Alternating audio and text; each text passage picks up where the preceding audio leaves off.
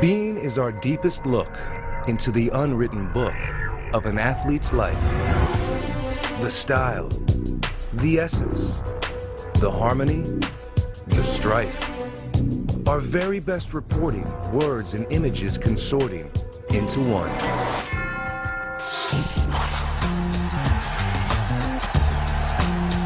Kobe Bryant is arguably the greatest basketball player in the world today.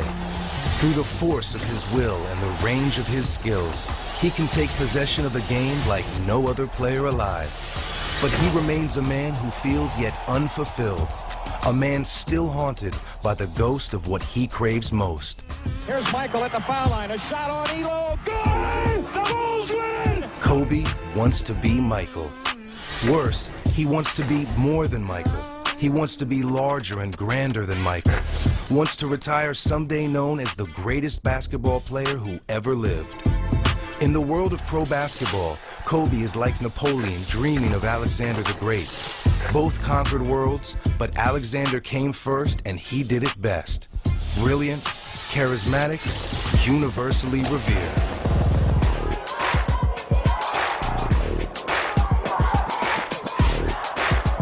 Kobe was raised to be who he is today, by pedigree and upbringing, by how he was trained from an early age to achieve and excel. In his competitive fire and will to win, he is more like a great racehorse than any human athlete of our time. The son of an NBA player who starred in Italy and who brought his son into locker rooms, to games, to the smells and chalkboards that defined that world.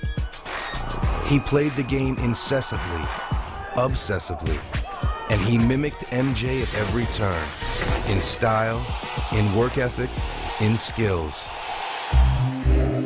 Alas, behold him now, a prisoner of someone else's legacy, rising like Michael on his fadeaway, that look of passionate intensity on his face, driving the lane, tongue wagging.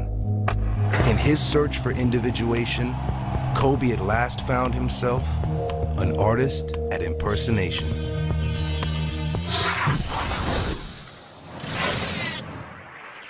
This is me. This is how I am.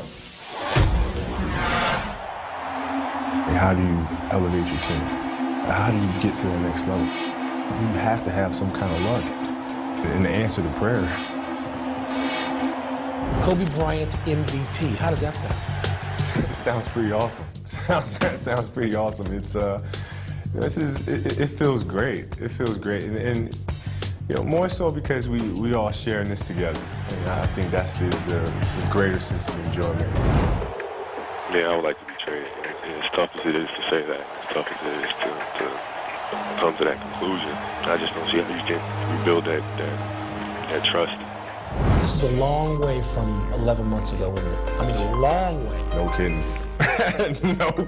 No kidding, man. If you told me we'd be sitting here, 11 months ago, man, I think you were crazy. You have said you came to trust teammates more. When did that happen, Kobe? How does it happen? Is that something you decided going into the season? No, it's something that we talk about as a group, and the first thing I say to them is, I told them, I said, you guys are ready. You're ready. Not only being ready for the moment, but wanting that moment. And then coming to me and saying, Cole, I'm ready. You kick it to me, I'm gonna knock it down. And those are things that I wanted to see and that I needed to see. They made me look good. Because by them working hard and doing all the things that they've done, by coming through in clutch situations, making right plays, now people are looking at me like I've done something miraculous when they've done all the work. Then you kind of start smelling that familiar smell. Me and Derek joke all the time, during the season, we kind of look at each other and say, this is starting to smell a little familiar. That's when we got really excited about it. Can you sense a difference? Because several of the guys I asked, including Lamar, said, he was so serious a few years ago that this is a new, not a new person, but a new side, an evolving side. Can you feel that? This is me. This is how I am. You know, you ask my kids and my wife, this is how I am all the time. You know, I think it's just, you know, we have a team that we all get along. I mean, we all enjoy each other's company. It's tough to do that when the chemistry isn't there. You know, the teams that we played on in the past, there was such a huge age difference. There's a lot of bickering going on. And, you know, with this team, you don't have any of that. Everybody can just be themselves. We just laugh, joke, rib each other. It's fun.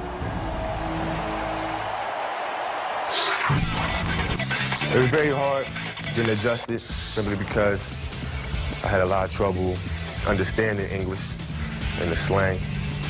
But one thing I had in common with some of my other students and classmates was basketball.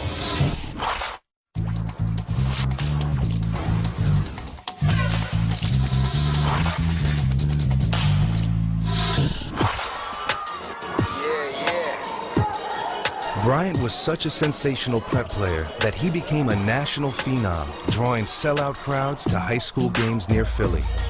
College coaches and pro scouts came to watch him soar and stuff. And when he decided to turn pro right out of high school, he was so peacock full of himself that he held a press conference with a pair of shades perched on his head. No, I have decided to skip college and take my talent to the NBA. A knight errant turned suddenly knight arrogant. My name is Kobe Bryant. I'm 17 years old. ESPN, what's up? Going to Speaking Arts. I'm about to give a oral presentation for 2.5 minutes, 3 minutes. We're entering the classroom. Dun, dun, dun, dun. My name is Kobe Bryant. I'm 17 years old. My father played professional basketball. He played for the Philadelphia 76ers, the Houston Rockets, and the San Diego Clippers. I'm about 6'9.5", 6'10". And how tall is Kobe? Well, you let him tell it. He's just as tall as I am. I would say 6'6", maybe 6'1.5". He played professional basketball for 8 years. And after his 8th year, he decided that it would be best for him to move on and to take his talent elsewhere. So we packed our bags and moved to Italy. I don't speak Italian. I know Kobe does, but I don't speak Italian. Sto giocando anche adesso. Yeah, he speaks it fluently. Matter of fact, that was his first language. Because, I mean, how much English did you pick up from the age of 1 to 5 years old? So it's very hard. My father told us that he's retiring from the game of basketball and that it was time for us to come back to America. Evidently, he had a very good experience overseas in Europe there, and I'm thankful that he's in America.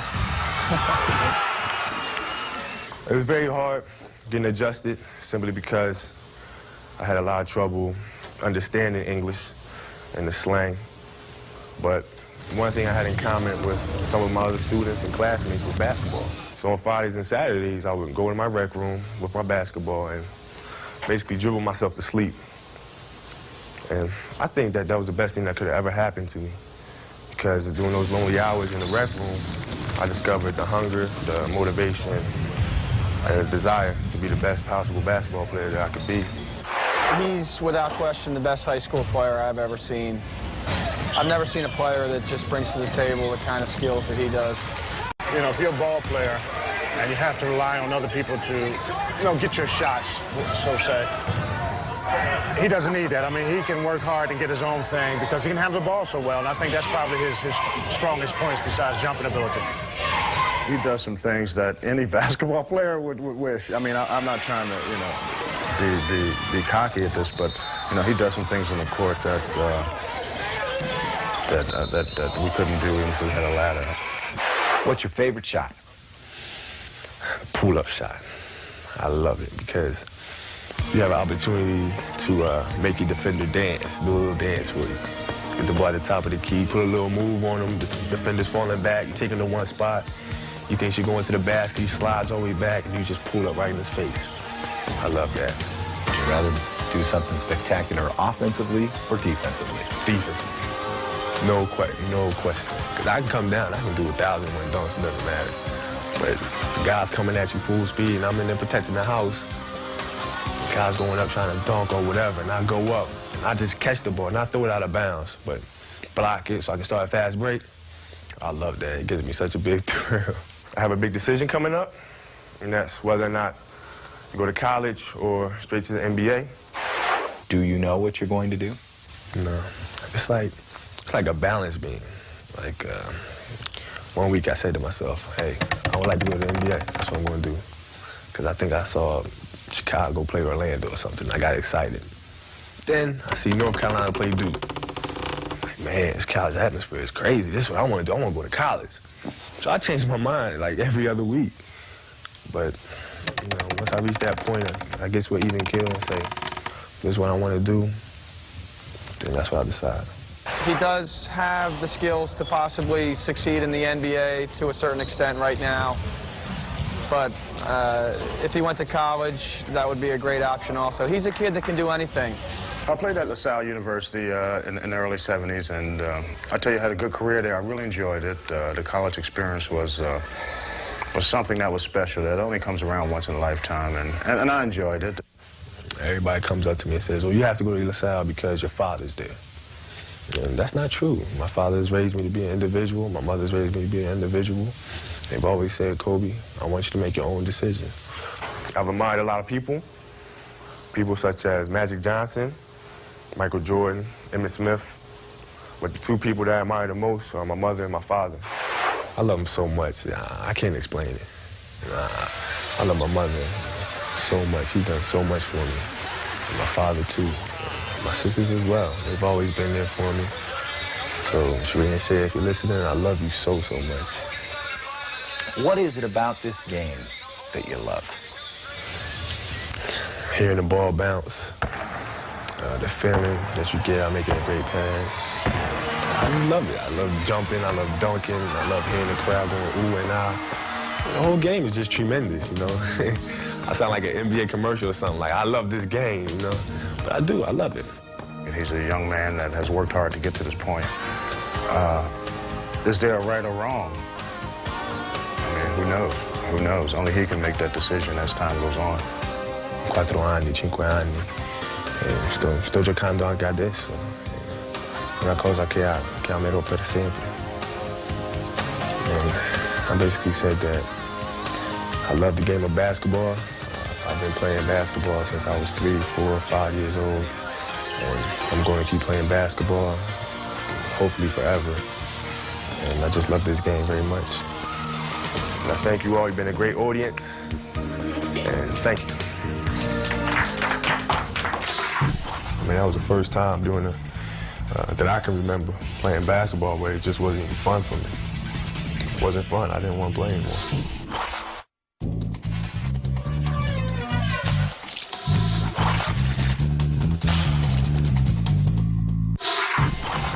Bryant was 5 when his father signed to play basketball in Italy and moved the family there. The Bryants bonded tightly in Europe, loving and loyal to each other. So it was tough for 22-year-old Kobe when he decided to marry a young Latino, and his parents, objecting that he was too young and she not black, did not attend the wedding. The split lasted through 2 NBA championships, in which Kobe also became the league's premier shooting guard. The estrangement ended after Vanessa Bryant had a baby girl. Because I didn't care one way or another. I mean, they come to me and they ask me about, you know, whose team is it, this, that, and the other.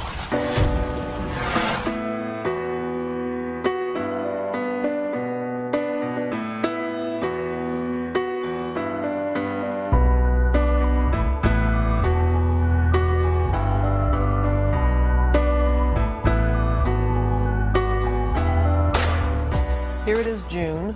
How does it feel not to be in the final? I don't like it. I don't like it. It just feels like something's missing. You know, I've been so used to playing in this, at this point in time, to not be playing right now, it's just, you know, it hurts.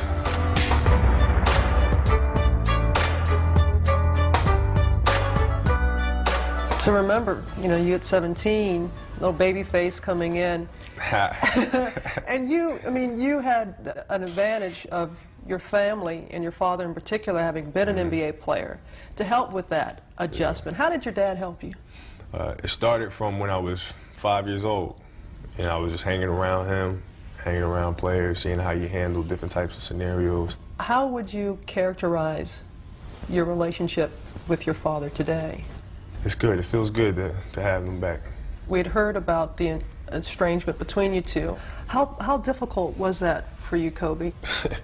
It was very hard. You know, when things were kind of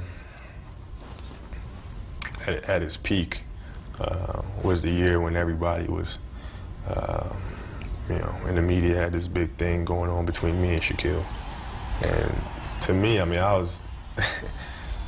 it was funny to me that people were trying to make that a big deal, because I didn't care one way or another. I mean, they come to me and they ask me about, you know, whose team is it, this, that, and the other, and I didn't care. I mean, this is not a serious issue to me. I have another issue that I'm dealing with right now that's, you know, that's real. I mean, that was the first time doing that I can remember playing basketball where it just wasn't even fun for me. It wasn't fun. I didn't want to play anymore. I know this was a difficult time that you had just gone through. What was the most difficult aspect of it? Not having my mother and my father there. You know, all these great things were happening, winning championships, and winning All-Star Game MVP and things like that. But I didn't have them there to share it with. You know, I had my own family, started my own family with my wife. Everything was going great, everything's good. But you just want your parents there with you. I mean, and it wasn't there, so that was difficult. They weren't there for the wedding? No. How hard was that? One of the happiest days of your life, not to have those two important people there? It was tough. But I mean, at the time, it was something that had to be done. I mean, we just weren't. I mean, we were so far apart from each other. It didn't seem like anything was going to happen. It seemed like we were going to mend anything. What was it about you going on with your life that seemed to really cause this rift? Yeah, taking matters into my own hands, marrying my wife so young. They didn't know her, and all this other stuff. I mean, there was a lot going on. They didn't know her. Did they object to her without even really knowing her? Yeah. That must have hurt. Absolutely. I mean, when did you all come back together? How long have you been? This was recently, so I say 3 weeks ago, maybe 2-3 weeks ago. So this has been recent, and you know, I'm happy about it.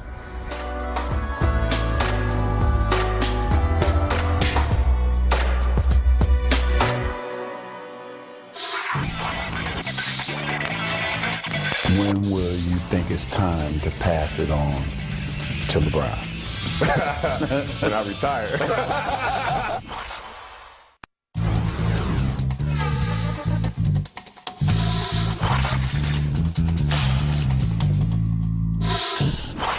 What will it mean to you to win a championship with this group of guys?